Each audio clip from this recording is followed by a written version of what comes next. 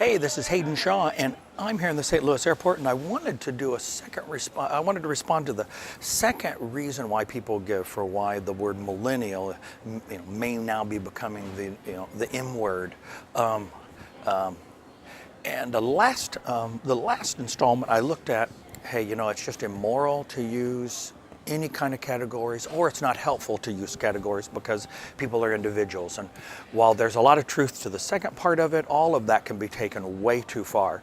And then this time I want to talk about the fatigue, almost the battle fatigue that some millennials, professional high capacity millennials, are carrying. And today I was working for a great company here in St. Louis, teaching a workshop on generations, and I heard it 4 times in 4 hours. First, I'll just run down where I heard it. First, in the class, in the first 20 minutes, as people were introducing themselves and why they showed up, a woman goes, "My 20-somethings are just sick of the term millennial," and then, the gentleman, there was one gentleman who was a millennial in the class, 23, early in his career, and he, when it was time to everybody's identifying what generation they were, he put his hand up and goes, "Yep, I'm the dreaded millennial." And so, many millennials have found that they literally have to use some self-deprecating humor when they introduce themselves to fend off some of the baggage that comes with the term.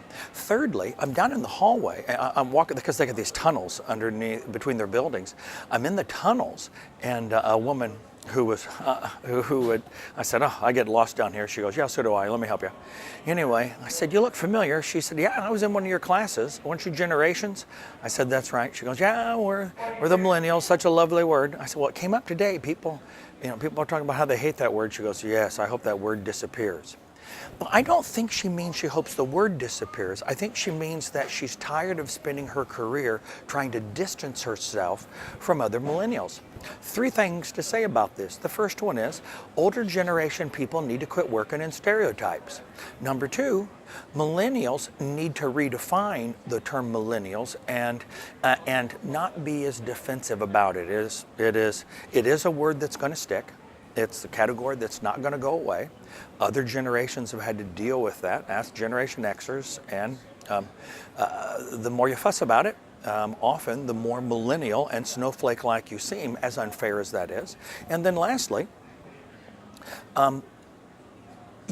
we have to redefine it and how we use it, because there's 3 kinds of millennials. Now that millennials are 38 years old, there are millennials who have kiddos and houses and mortgages and are way out of the life stage of emerging adulthood, whereas most of the negative comments that come about millennials come from the life stage of emerging adulthood. That's why my TED Talk is called "Why Half of What You've Heard About Millennials Is Wrong," because it's not about millennials. Half the things we complain about, or that get complained about with millennials, are not about millennials. They're about this new life stage. And so, but many millennials are out of that. They're already settled into things, and so they've already kind of made their mind up about what they're doing, and they're settled down. And frankly, managers, older generations, like people who are settled down and don't have freedom, and that's as much their issue as it is your issue, but it still becomes your issue. And so,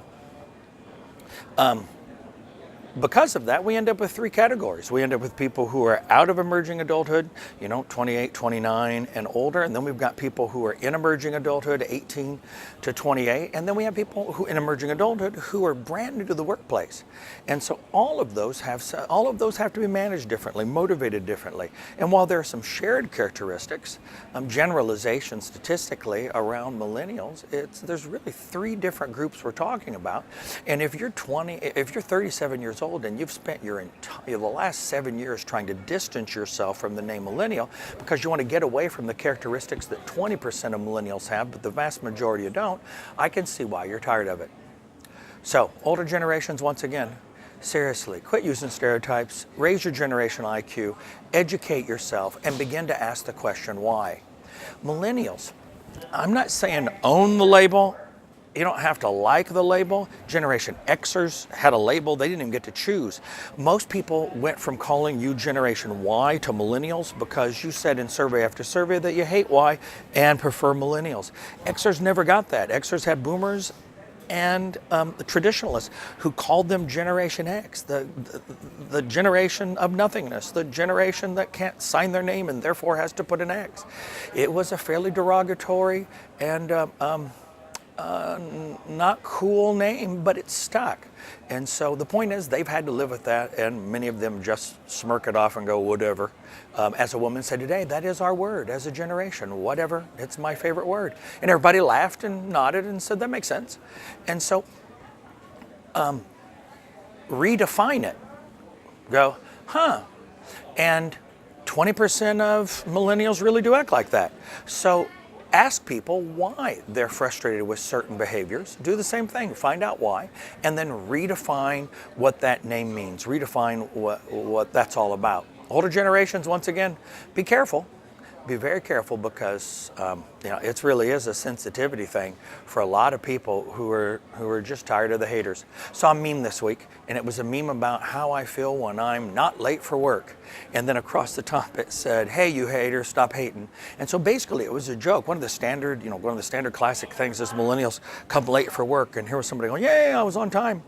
And then across the top it was, "I know there's going to be haters about this, and it's just humor." And so the fact is, own some of the characteristics of the generation, laugh it off, and don't be like that. And we can begin to move through some of the nonsense here. Hopefully you've got some practical advice and some insights. If you disagree with something I said, if you've had some great experiences or some bad experiences trying to deal with the millennial name, go ahead and jot them below. Love to hear about you, and love to hear what questions you have as we continue to explore the 5 reasons I'm seeing that people are giving for why the millennial could be the M word, and how we all deal with this more effectively.